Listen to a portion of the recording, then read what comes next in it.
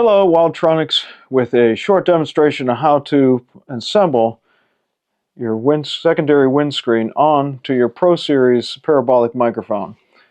It's pretty much the same on all the Pro Series, including the mono stereo and the mono, amplified, non-amplified.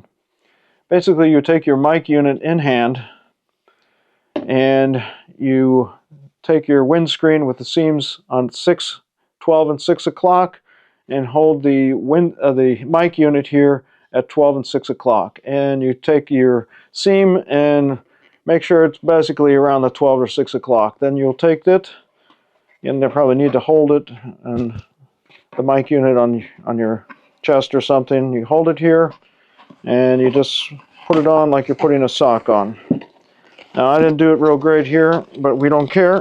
But you get it on, you roll it over, so the elastic string in the back here goes over the edge of the mic unit, and that's what holds it on. Okay, now to align it properly, you want the seams basically at 12 and 6 o'clock, so you can kind of move them once you get them on there. Okay, and then if you put it on loose, you'll see that this angle here is not great, right? So basically what you want to do is tug at the front and make sure that we have a lot of extra space here. Make sure that it's as good as it gets. Okay? And that's basically all you need to do. It's finished then.